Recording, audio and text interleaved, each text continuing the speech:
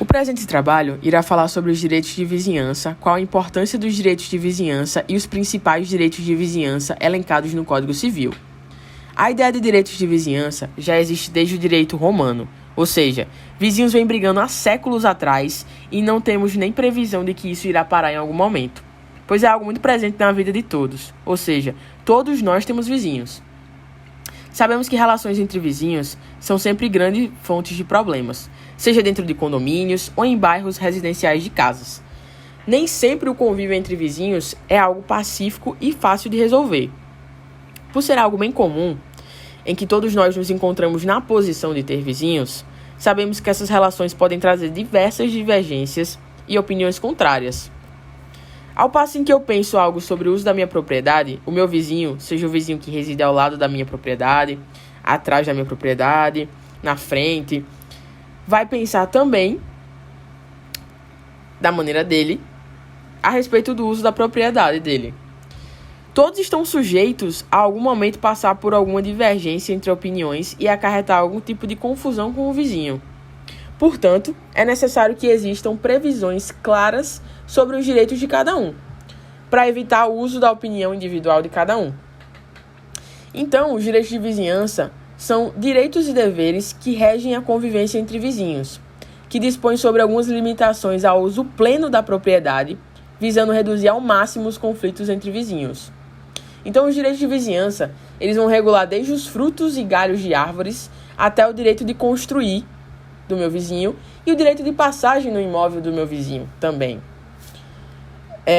Vale ressaltar também que a natureza jurídica do direito de vizinhança é a obrigação propter rem, ou seja, da obrigação que acompanha a coisa. É uma obrigação real. É de suma importância também pensar na importância dos direitos de vizinhança. Ao pensar nas relações entre vizinhos, podemos imaginar que há diversas situações inusitadas que possam vir a ocorrer. Ou até mesmo, ao pensar sobre esse assunto, a gente talvez nem consiga imaginar as diversas situações que podem vir a ocorrer, né? Situações inusitadas. E é por isso que é tão importante trazer no Código Civil todos esses direitos e deveres para evitar que ocorram situações desfavoráveis e injustas para uma das partes, e que não lhe seja dado direito efetivo de proteção. Quais são os direitos de vizinhança? De forma geral, a princípio, os direitos de vizinhança previstos no Código Civil tratam sobre o uso normal da propriedade, artigo 1277 do Código Civil, as árvores limítrofes e seus frutos, artigo 1282 a 1284, o direito de passagem de vias, cabos e tubulações, artigo 1285, direito de passagem da água, artigos 1288 a 1296, os limites entre prédios e o direito de tapagem, muros, artigo 1297, e o direito de construir, artigos 1299 a 1213. E a seguir, nós vamos trazer alguns artigos e exemplificá-los. O Código Civil trata de muitos direitos em relação à vizinhança. Um deles é o direito ao sossego, abordado no artigo 1277, que trata de: o proprietário ou possuidor de um prédio tem o direito de fazer cessar as interferências prejudiciais à segurança, ao sossego e à saúde dos que o habitam, provocadas pela utilização de propriedade vizinha. Parágrafo único. Proíbem-se as interferências considerando-se a natureza da utilização, a localização do prédio, atendidas as normas que distribuem as edificações em zonas e os limites ordinários de tolerância dos moradores da vizinhança. Ou seja, não tem estipulado horário ou qualquer outra limitação para acarretar um possível incômodo ao vizinho. Basta tão somente que aquilo perturbe o seu sossego, viole a sua segurança ou atinja a sua saúde para que se entre com a ação. E vamos aos exemplos do artigo supracitado, mais seu parágrafo único. Um deles é um professor particular de bateria que está trabalhando em casa devido à pandemia, ele não está podendo gerar aglomerações em seu estúdio. E em decorrência disso, ele está visitando isoladamente seus clientes e ensinando a usar o instrumento, no caso a bateria. Só que esse ato em ir à casa de outra pessoa, propriedade de outra pessoa que convive numa área comum e tem vizinhos próximos e tal, ao usar esse instrumento, ele acaba incomodando, perturbando o sossego alheio, e esse vizinho tem total liberdade em entrar com ação ou reivindicar seus direitos, por estar ferindo a esse artigo supracitado da legislação. E outro exemplo é um morador de um prédio que teve a quadra de esportes construída acima do seu apartamento, e quando existem jogos, ainda que sejam em horários permitidos, eles acabam incomodando o proprietário, que tem todo o direito de reclamar devido à perturbação ao som, ao ruído. E é importante frisar principalmente essa questão do horário. Não se exige um horário específico para esse tipo de reclamação, para esse tipo de reivindicação. Qualquer horário, desde que perturbe o sossego da outra pessoa com o som, ou com a segurança, ou com a saúde, enfim, causando-lhe alguma perturbação, alguma aflição, ele tem total direito de reivindicação por estar sendo respaldado pelo artigo. Árvore e seus frutos. Artigo 1282 do Código Civil. A árvore cujo tronco estiver na linha divisória presume-se pertencer em comum aos donos dos prédios confinantes. Ou seja, toda árvore que estiver na linha limítrofe entre dois terrenos e for um marco divisório pertencerá a ambos os proprietários, e não importa quem a plantou.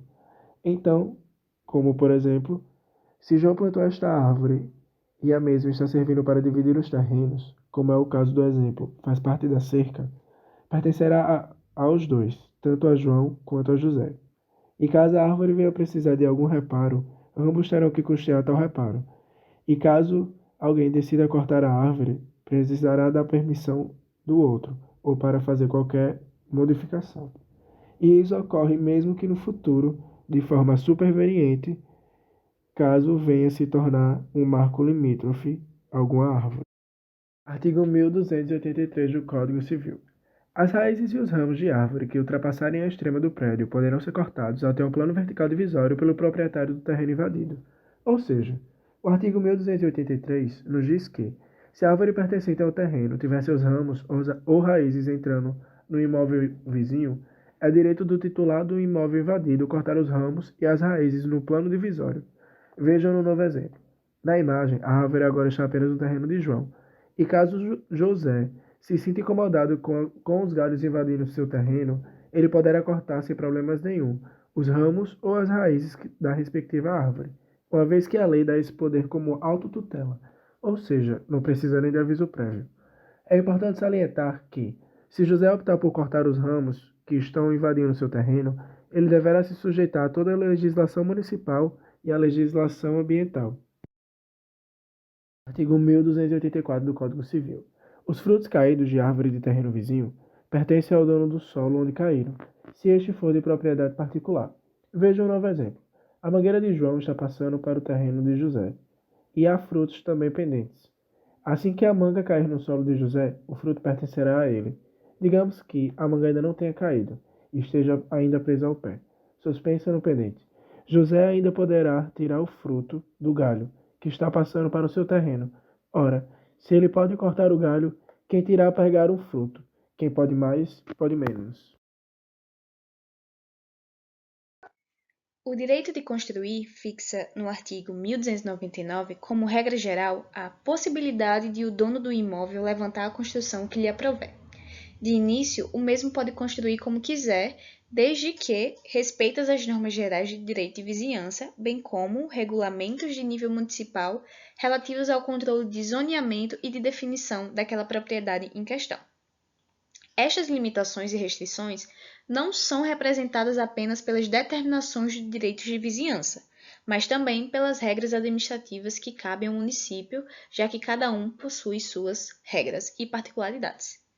Para se defender de construções que infringirem normas regulamentares e preceitos de direito civil, pode o prejudicado, no prazo decadencial de ano e um dia, após a conclusão da obra, propor ação demolitória. O juiz, caso verifique ser impossível conservar ou adaptar a obra aos regulamentos administrativos ou ainda verificar a existência de vícios insanáveis, ordenará a demolição da obra como medida de último caso. Além da demolição, deverá ser fixada a indenização em perdas e danos, caso pedida. Por fim, conclui-se, finalmente, que o proprietário poderá edificar em sua propriedade como bem entender, mas não poderá, sob nenhum argumento, prejudicar o direito de outrem, retirando a sua paz, sossego ou afrontamento à saúde dos que vivem nas proximidades de sua obra.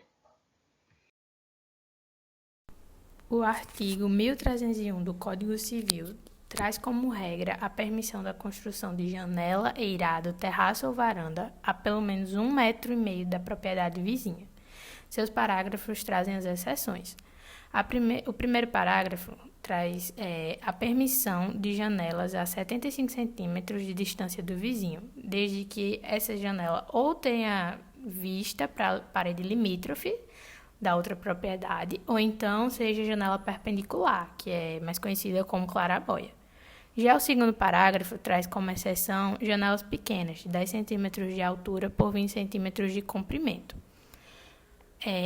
Como exemplo, aquelas janelinhas de banheiro, que permitem a entrada de luz e circulação do ar. Nesse caso, não tem limite para a distância da propriedade vizinha, mas é necessário que essa janela seja de até 2 metros do piso. A súmula 120 do STF permite tijolos de vidro translúcido em paredes levantadas a menos de 1,5 metro do vizinho, não importando servidão sobre ele.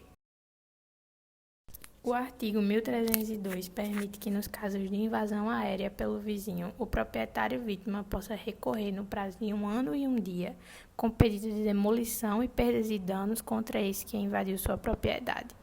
Essa invasão pode ocorrer com janelas, varandas, telhados e até mesmo com árvores. Caso o proprietário vítima não recorra no prazo descrito, o mesmo perderá o direito à reparação.